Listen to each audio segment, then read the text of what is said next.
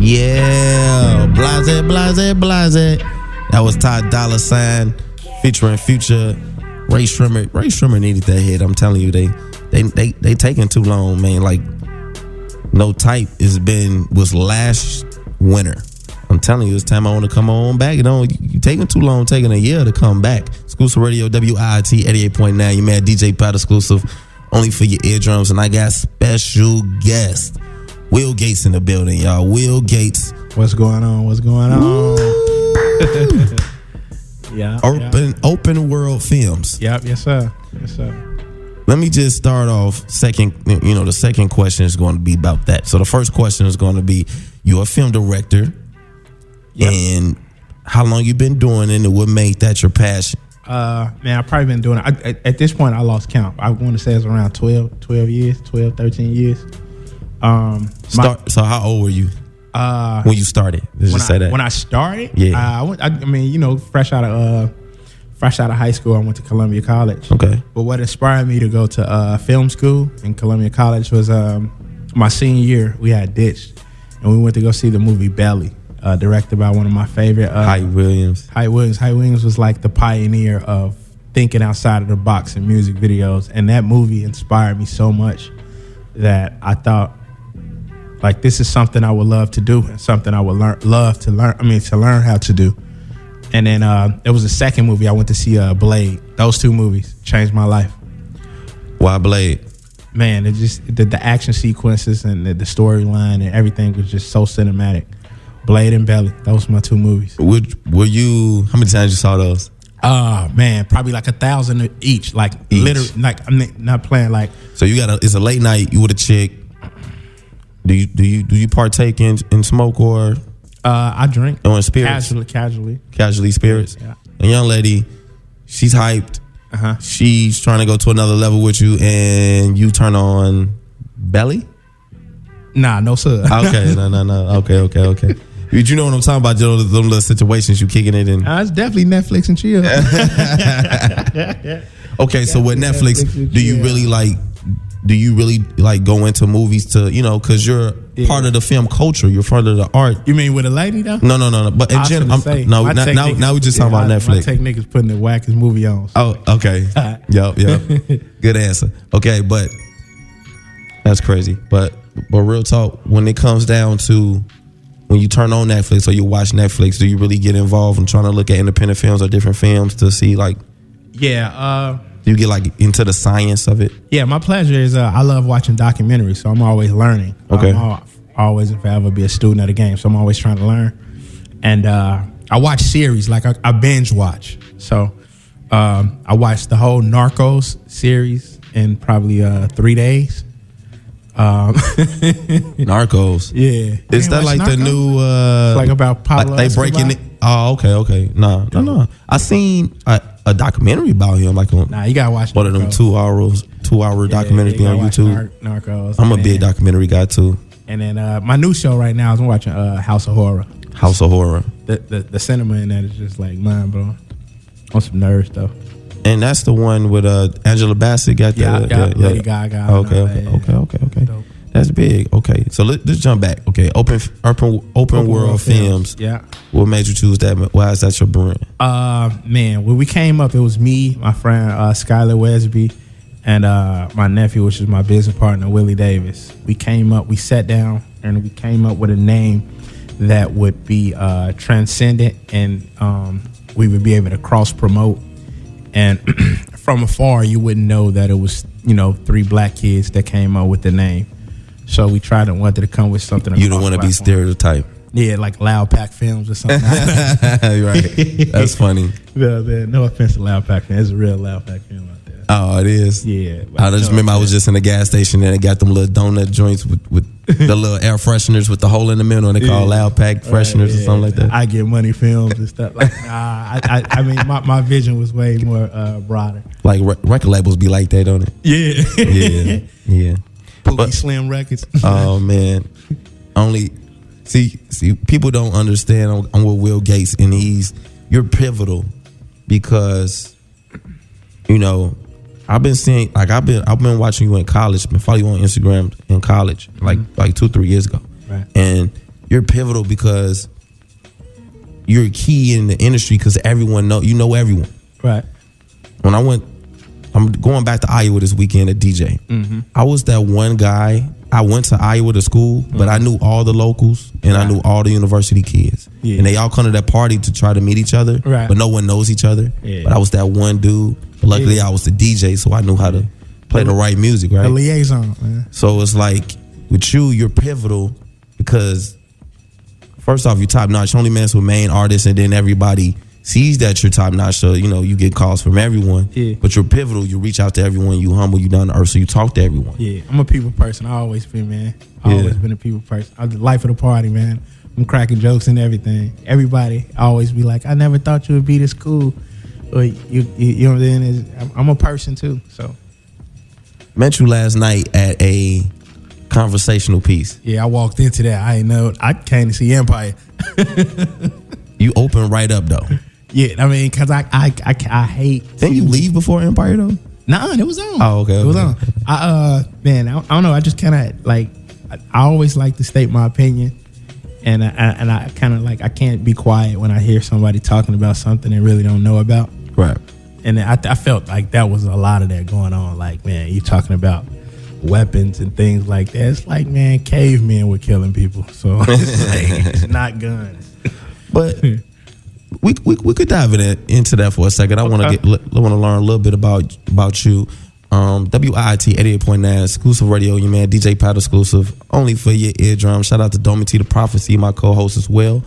Where can they follow you on Instagram, Twitter? My Twitter is at Will Gates.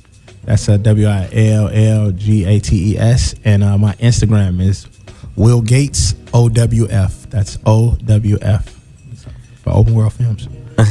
Open World Films. Yeah. Once again, you're a young man that wanted to come out with a company that wasn't branded or stereotyped in a certain way, and that's great. So would you say you're still more urban, or have you been? No doubt. I have a funny story about that, man. Maybe 3 years ago, when I was doing all the LEP videos, I finally got a chance to meet Count and Mooney, and they both told me, like, you Will Gates, and I was like, yeah. And for quite some time, people in the industry thought I was white, and they thought I was white because there were no African American filmmakers. But you branded yourself without being seen a lot. Yeah, but they were the caliber of my work. You know what I mean? Because all of the good filmmakers, quote unquote, at that time, they were Caucasian, so they just assumed that the work is good, he has to be white. Right. And then they was seeing this, this black kid from Inglewood, and it was like, wow, you Will Gates? Like, yeah, I'm Will Gates. But I was, I was taught, formally educated through Columbia College, but I also learned a lot through just experiencing and bumping my head. I'm not gonna say I was always good. What made you want to pick up a camera? Man, I've always been just a creative kid. I was the only child growing up, so I always had a vivid imagination. So what better job to be creative than a filmmaker? You know what I mean? That's what it is. That's what it is. I see. So you've been in this patch, but you say you wanted to do it from a kid. So when you were young, you was watching a lot of movies, or through high school, it was movies, television, and music videos. Like the box. Religiously, I would watch the box and MTV Jam. Did you pay for a lot of videos on the box? Nah, mom wasn't having that. Channel 77, you remember that? Yeah, I definitely watched Bone Thugs and Hardy. You remember they used to play on the box? Thugger Rugged's Bone, Crossroads. Crossroads, first of the month. Like, and that's when if 50 people ordered, they would play it 50 times. So I would see it all day. Red Light Special. Yeah, no doubt. Creep. Adina Howard. Yep. 95, 96, 97. Those H-Town, Okay, so I'm about to get into this song real quick. Now, right a second ago, you said you're about to do something with Yo Gotti. Yeah. It's a Yo Gotti tour. I got 3 dates. I got picked up 3 dates, so I'll be doing some photography and some videography. And that's going to be my next question on the other side of this song about how did you really get into the industry. That's big. Yeah, I got some stories on who broke me in and who co-signed for. Ooh, WIIT 88.9 exclusive radio, DJ Pat exclusive. Got my boy Will Gates in the building, film director. Let's go.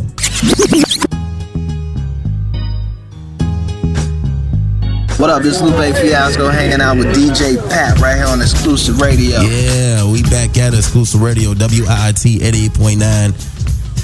Oh, Don't Me T the Prophecy. Gonna be here tonight, but hey, bro. Make sure you check out our show every Saturday from 1 p.m. to 3 p.m. on WillyCityUnderground.com. Also on the TuneIn app. I'm in the building right now. Tell your friends, download the TuneIn app right now. Exclusive Radio. Exclusive hot interview with my man Will Gates. What's good, bro? What's up? What's going on out there, man? What's the move, man? Now I'm feeling this chain piece right here, though. You know when a lot of rappers get their money, and they get something that represent what they do. Right. You got the little camera, like the old school film camera. Yeah. Man, I'm hoping somebody buy me one of the little all go 5D joint. I seen that. That's dope. What you work with right now? Huh? What camera you work with right now? I can work with the 5D. The Canon 3, yeah. And I own a Red as well. And you got all the harness joints. At a certain point in my life, I pretty much had everything. Right. You know what I mean? I just pretty much I've been doing this shit so long. All right. That, it's all good. Yeah. But I try not to realize. It's kind of like the technology has evolved so much, man. You need less light. Well, starting off, cameras are smaller. Because I'm a DJ. When starting off, tell me like the hustle to get that first, and then get to that next, and then get that next lens. Money wise, taking your time to get to the next one, right? Yeah. The hustle was always in me. It was passion. So I would be the guy who had my first camera was a JVC. HD, the mini HD tapes. They were expensive. It was 2-hour tapes were $16. But I was the guy, man. If my phone rung at 3:00 in the morning, the little VCR joint. Yeah. Tape. Yeah. If my phone rung at 3:00 in the morning and you told me to bring my camera and you were at the studio, I would go. And what year was this? I want to say, man, realistically from 2000. Man. Oh, my family would tell you, man, I was like obsessed. Like right now in my basement, I probably got a duffel bag, a real live duffel bag with probably 400 tapes. Wow. At 2 hours a piece. So that's probably 800 hours. Right. Exclusive interviews from any and everybody, from Kanye West to John Legend to who you name it. Like I tell people all the time, man, yesterday's nobodies will be today's somebody. So before the break, you was going to say who popped you, who blessed you into the game. Okay. I'm a young, eager filmmaker. I know I'm good, but nobody knows I'm good. So I'm begging people to let me do their music videos for free.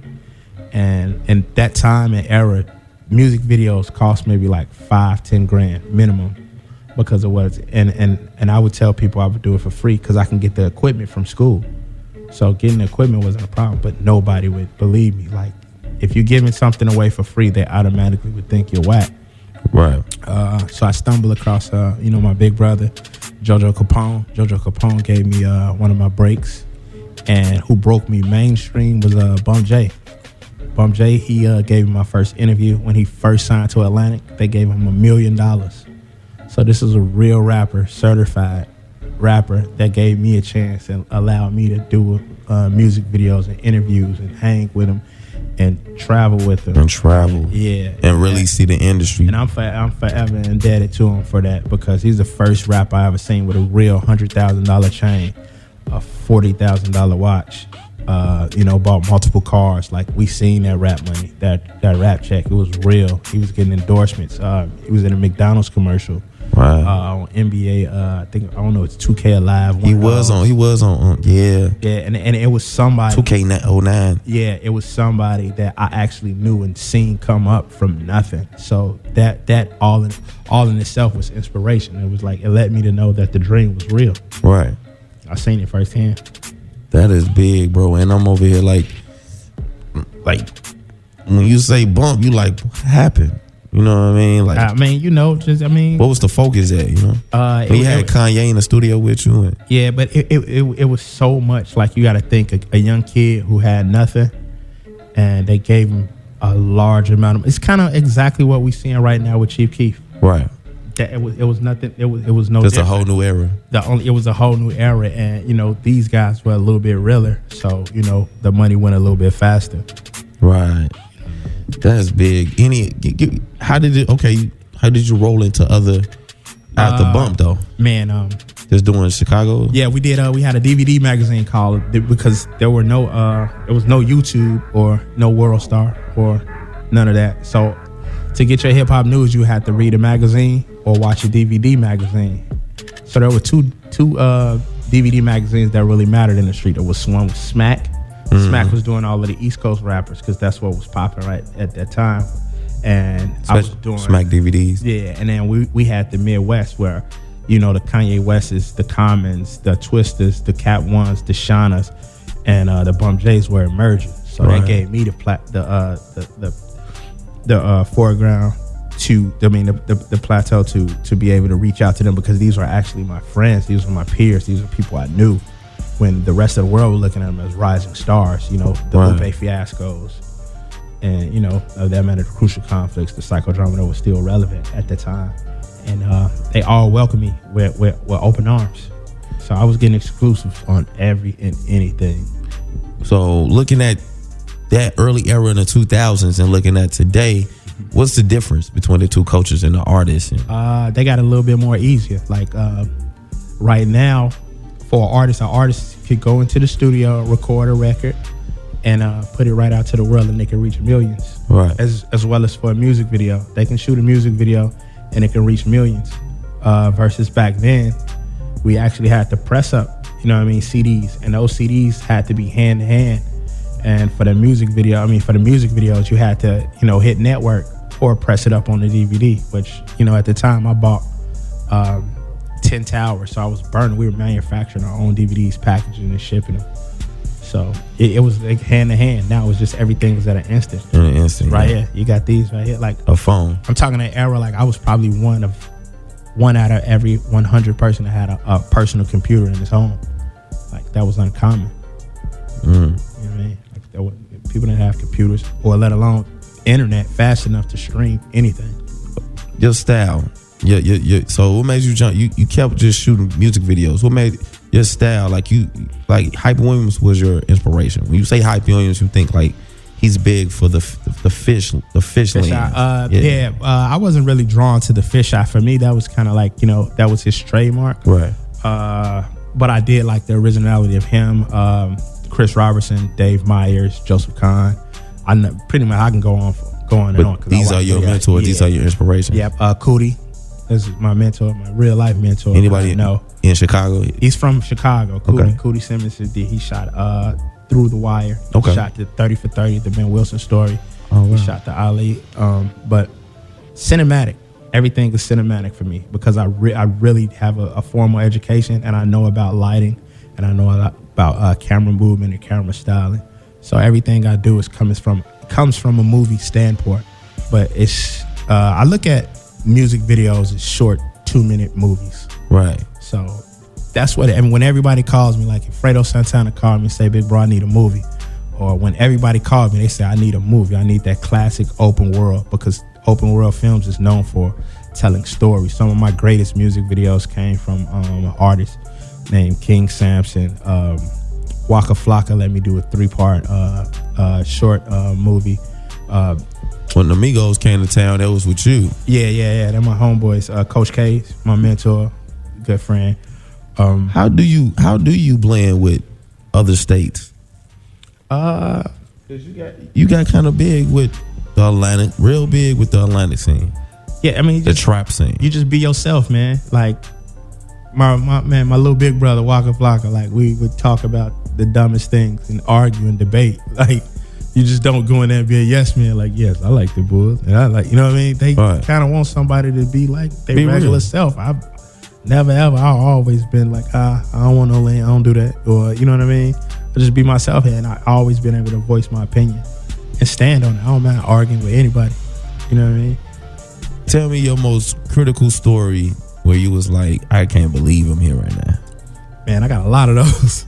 When I directed, Well, who would get the best one? I directed Cushion Leather with Rick Ross, and I watched Rick Ross probably smoke like 17 blunts within like 2 takes. Working with Yo Gotti, Waka Flocka. Like I really got cool with Waka Flocka, Southside from 808 Mafia, because they flew us to Atlanta and we stayed in Atlanta for a week filming that short film. Right. So I was with those guys every day for like 12 hours a day. And when you with them every day for 12 hours a day, yeah, it's just you really don't have no choice but to have a bond with them. Like, you know what they like, you know what they don't like, right? You know their habits. Yeah, I got like secondhand smoke because they smoke a lot. That's what's up. Yeah. So, but you don't smoke? Nah, not at all. The Dirk tour was pretty cool. It was cool. The remember my name, the latest one. Yeah, I did 10 states with those guys. Wow. Pretty fun. It's an experience. WIIT 88.9 exclusive radio. Got Will Gates in the building. Hot, famous film director. And your story, you got so many stories. Like I say, you're a pivotal person and you be with everybody. Yeah. What's your what person you haven't followed yet that you would love to do it like a film on? Man, I got it. Jay-Z. But you never been close. Have you been to like award shows and stuff like that? Yeah, I've been to all of the award shows, concerts, everything. But he's like the man. Like, have you filmed or like did documentaries like following somebody like at an award show? Not an award show. We did KBT. We did a day in the life with Young Dolph. We was in Memphis. It's pretty cool. Okay. For his birthday. It's pretty dope. What you think of Noisy? The little white dude that interview everybody in going in hood. I think they caught a niche. They rode that wave. A lot of things they do is a little bit like, I'm an educated, so when you do a little thing, certain thing, I catch it. Versus they wouldn't catch it. When somebody's is patronizing you. I think they do a lot of but for the most part, because Blue Da Vinci was finna whoop him almost. Because Blue, that's my homeboy. I tell you a story about Blue. See, Blue, a lot of people don't know BMF, right? Golden Squad, like Bump J was about to be the Chicago version of that. Okay, they were really tight. Okay. I interviewed Blue before he got locked up, before all of that. But he's educated, he's smart. So when someone says something, it's not gonna fly over your head. Versus, they can get away with that stuff with my little brothers and stuff, because they be, saying so high or whatever, not paying attention. But I would catch it. I don't think it's, I don't think it's funny. You know what I mean? Yeah. It's like, yeah, come on. Yeah, and when he do his come back and talk to the camera and explain type, like what they did with my little brothers. Like talk about animals or something. Yeah, nah, just like, he went to the Migos house and he was like, they rap about being in the bando, but we're in the posh suburbs. And it's like, come on, man, let's be real, bro. They made millions of dollars. They're successful rappers. Would you want them to continue to stay where they came from? No. Like, don't, you know what I mean? Just don't patronize them like that. Right. Like, Could you talking about the stereotype? Yeah. You're so stuck into the stereotype. They rap about the bandos, but clearly we're not in the bando. Come on, man. That's corny to me. Chief Keef, how you spent a lot of time with him? Nah, everybody else, Lil Durk, Lil Reese, for some reason, they tried so many times to hook me up with Chief Keef. We just never really come to terms. Would you say they kind of pioneered the new Chicago wave? Like that whole drill scene was like their brand. Absolutely. You know what I like? What they did and why they were able to catapult? Because before all of the money and the fame, they stuck together. You know what I mean? That was something that, the class before them, we really couldn't do that well. You know what I mean? Like, why you say that? Because Bump J couldn't stick with Twister? Or? Nah, it was just an example. Yeah, nah, I mean, it was just. I know they not a clique, but I'm just saying. Nah, it was it wasn't so much of the gang thing, because it really didn't matter. But it was the money. People had so much money before rap. They felt the need, the no need to be friends with anybody, or it was kind of like, I don't need you, you don't need me. You party over here, I party over here. You know what I mean? Like, it was real. You talking about back in the day, the old cats? It was real money around. Like, They didn't need record deals at all. Like, that's why we didn't really have rappers here, because like rapping was not a dream. Right. You know, you can have a guy could make $20,000 in a day. Why would I want to be a rapper? What you think about the Chicago police kind of targeting Chief Keef for it? I mean, rightfully so. You know, I mean, he's young though, so I chalk a lot of that for him being young. He's young. When you're young, I did a lot of silly things when I was young, and really didn't think about the consequences in the long term. So I think a lot of things that they did, I mean, they were young, man. I think now, if he could do a lot of things differently, I think he would. I think he's smart enough now. WIIT at 8.9. Got my boy Will Gates in the building. He's opening up. He's giving me a lot of great stories and insight of the industry. And he's a pivotal person in hip hop culture, specifically in Chicago cultures, but specifically in the trap music world.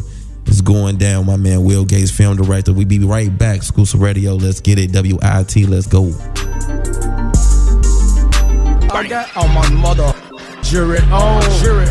You can try to flash like your want it. You don't want these bullets flying like some corn. You a motherfucker for Lil Kermit. I'm here. Watch out, little beard. Watch out, little beard. Watch out, little beard. Hey, watch out, little beard. Watch out, love. Goof head now. Exclusive Radio, WIIT 88.9. Man, DJ Pat exclusive. Don't T the Prophecy. Make sure you tune in every Thursday from 7 p.m. to 9 p.m.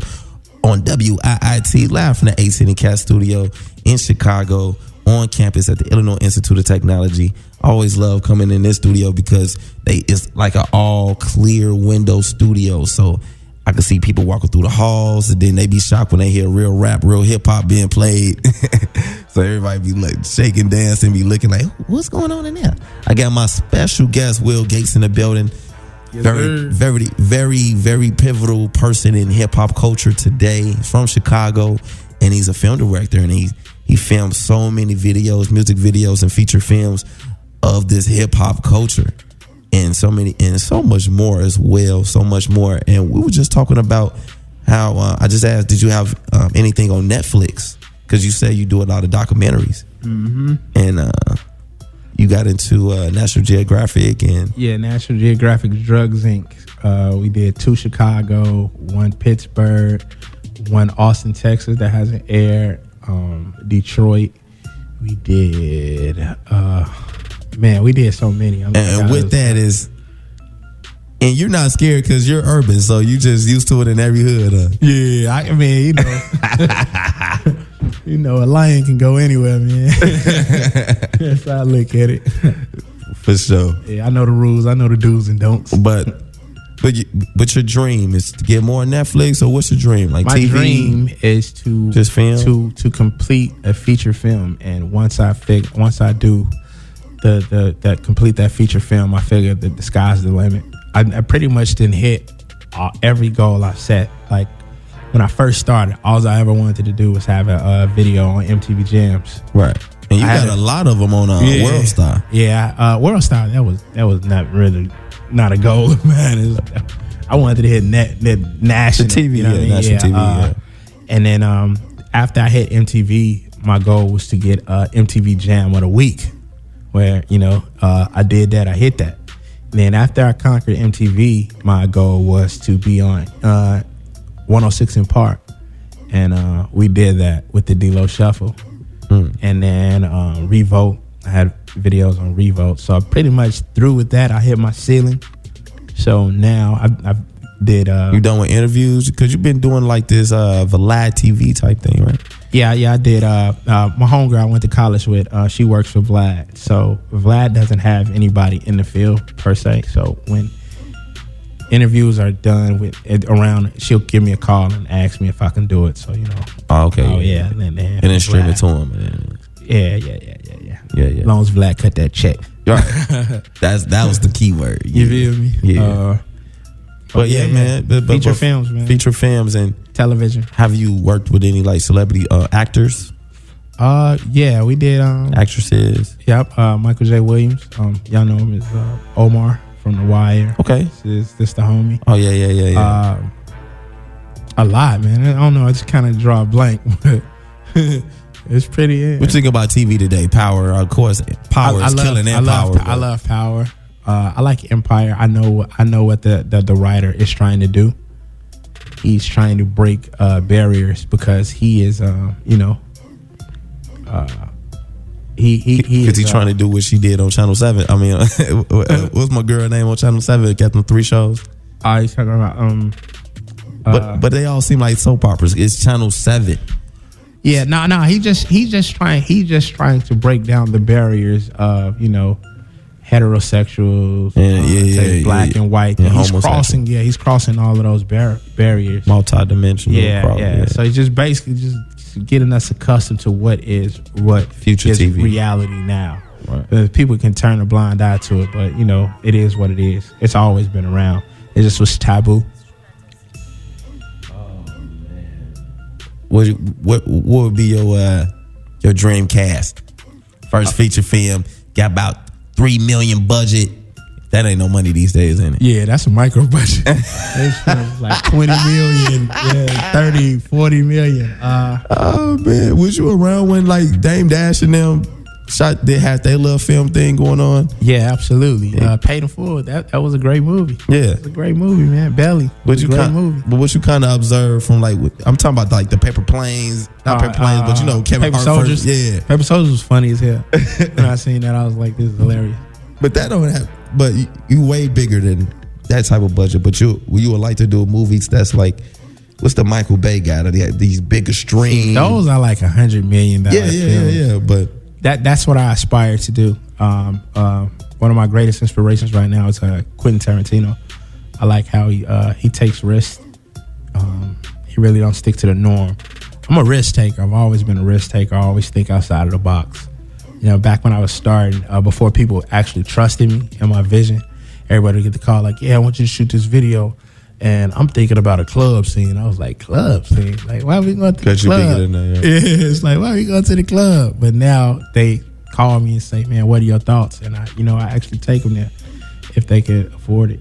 What's your, I'm going to ask that in a minute. What's your, and I have no rush, man. I don't really care. We go over just a little bit. What's your genre? Are you more in a drama, comedy? What would be like your? I like comedy. I like comedy. But to make as like one of your first feature films, it's definitely gonna be a drama. Like you got the Ice Cube money and Ice Cube shoes. Yeah. I'm gonna bring out something like The Town,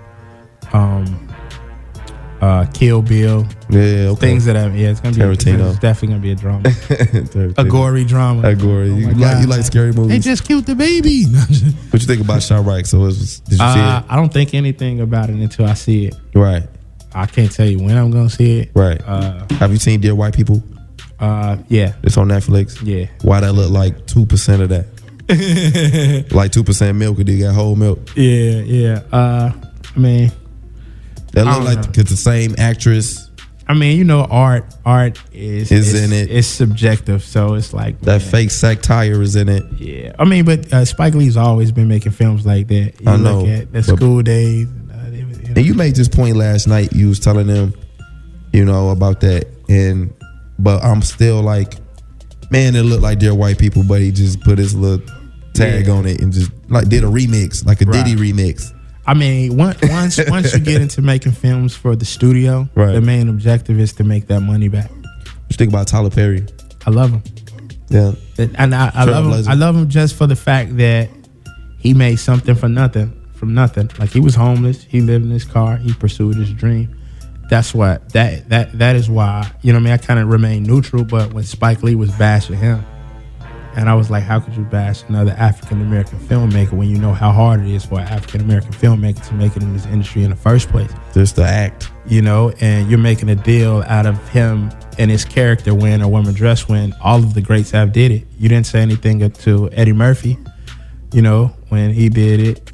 You didn't say anything to Martin when he did it on national television. On national television every day. That was no big deal, but you attack this filmmaker, and his movies actually do well. Do you think black actors have to do a gay role or play, a transgender to get on? Because Will Smith, everybody kind of done it. I don't really look at it like that. Vin Rames, my boy from Holiday Heart, everybody. See, when I look at art, it is just that. It's a character. Nobody says when Arnold Schwarzenegger killed 50 people in Terminator, like he kills people. It's a character. If you peel his face back, he's a human being. He's not a robot. Right. But he's white. They're gonna believe him. I'm saying the black person. Denzel's not a crooked cop. Right. He played a very good one. You know what I mean? Like if it all boils down to the writer. Right. The writer writes this stuff and creates it, and the actor is to portray it. Now it's up to the actor to say, "No, I don't want to do these roles," or "I want to do it." But at the end of the day, it's an art form, and you're getting compensated for it. Why not? And if you're confident with yourself, you know what I mean, you're not homosexual, or you don't wear women clothing, or Is that somewhere in your package in the future, or are you just keeping it conservative? Nah. I'm just it is what it is, man. Like if have you ever thought like that in a script? Like do you write? Yeah, I'm thinking I have a script that's gonna kind of push the envelope along the lines of Precious, you know what I mean? Well, okay. It's like their monsters do exist, like all of the things that happened to Precious in that movie. That's just real life scenarios, though. Yeah, like I talk to a lot of females, man, and share some horror stories from like family members and things. So it's like, you got stripper stories? Yeah. WIIT 88.9. I got my boy Will Gates in the building. Just a couple more seconds. I don't even want to play another song. How much is it to get a music video right now from Will Gates? How to get the Will Gates special? Right now, it's customer appreciation month. Okay. But like I say, you can't put a price on art. Mm-hmm. So we're working off of budgets. If that budget is reasonable, I definitely will work with you. I've always done that. What's a minimum? Gotta have a minimum. A grand. A grand. There we go. Yeah. There we go. Well, my minimum should be around 5,000, 3,500, but I've always kept it below that to give back to Chicago. So when nobody say I went Hollywood. But if you from Iowa, you gonna tax them that 25, or you gonna give them that 1,000?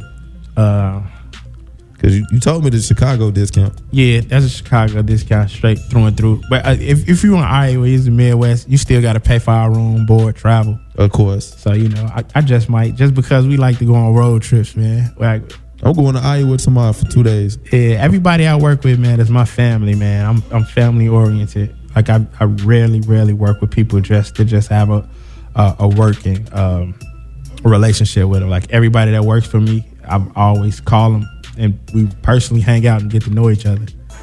You know what I mean? It's just like my real family. Man, what you doing after this? You trying to get a drink or something? Man, always. I got to go to our park, though. I mean, we got to go that way. But right. Man, we love to get up with you. Yeah. Hey, man, it's an honor to have an interview with you. I got a million more questions, but I'm not going to go there. Yeah. But it was a blessing to have you. And you know what? You're so down to earth, man. You're so down to earth and just original. And what's your name again, bro, real quick? Go ahead, grab that, man. Shout out, little bro, man. KB in the building. Talented. The talented KB. Shout out Big Deuce. Man, Hardhead Jason, my assistant. Pola, my brother. Bowl King.